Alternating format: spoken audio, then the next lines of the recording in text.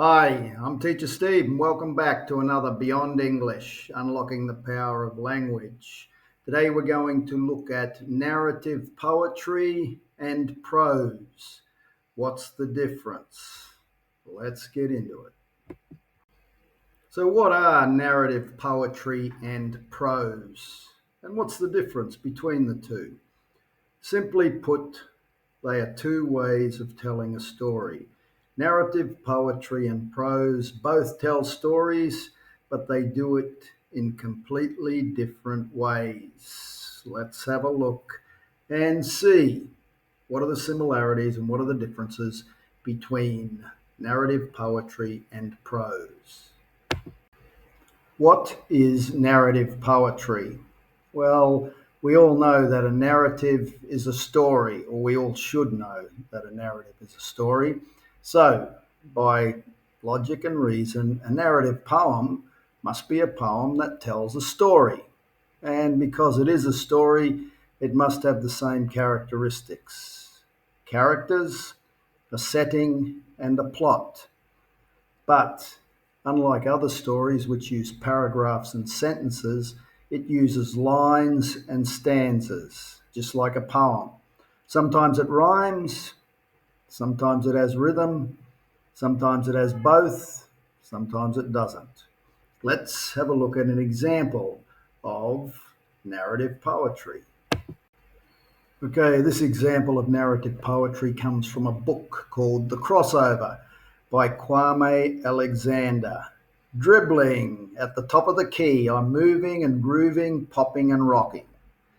Dribbling at the top of the key, I'm moving and grooving, popping and rocking.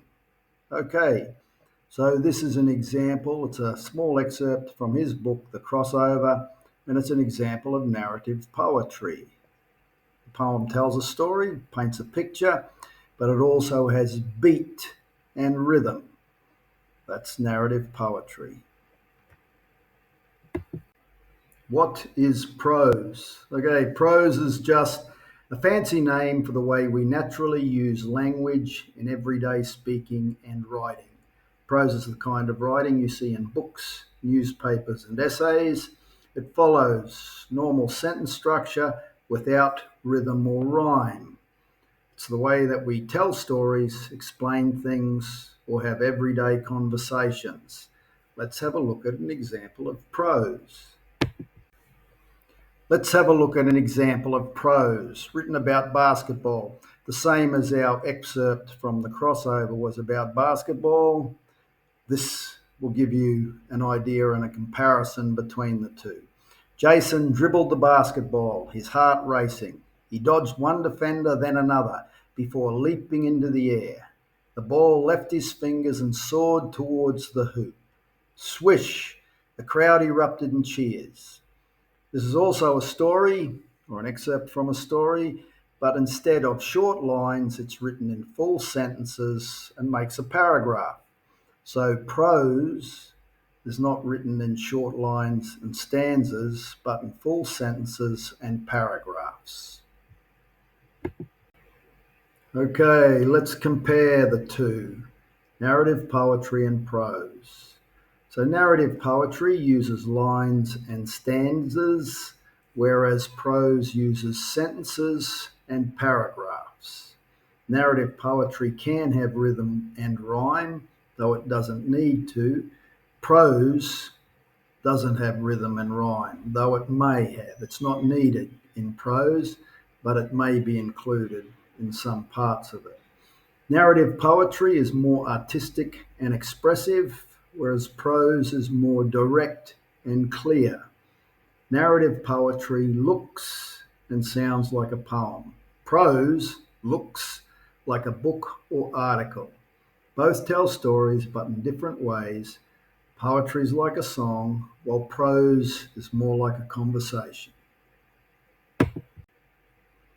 Why do writers use poetry, narrative poetry, or prose? Well, some writers love poetry because it's expressive and uses strong emotions. Some writers love prose because it's clear and detailed. Some like both and use them both. Which one do you prefer? Let's have a look at two examples of the same thing and see which one you prefer. The sun is high, the game is tight. My sneakers squeak, I take the flight. Up I go, the crowd shouts loud. The ball swishes, I feel so proud. Sarah picked up the basketball. She took a deep breath, then ran toward the hoop. She jumped high, aimed carefully, and released the ball. It went straight in. The crowd cheered. So, which one do you prefer? The narrative poetry or the prose?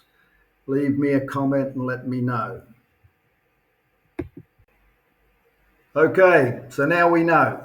Narrative poetry is a poem that tells a story, while prose is regular writing in sentences and paragraphs that also tells a story.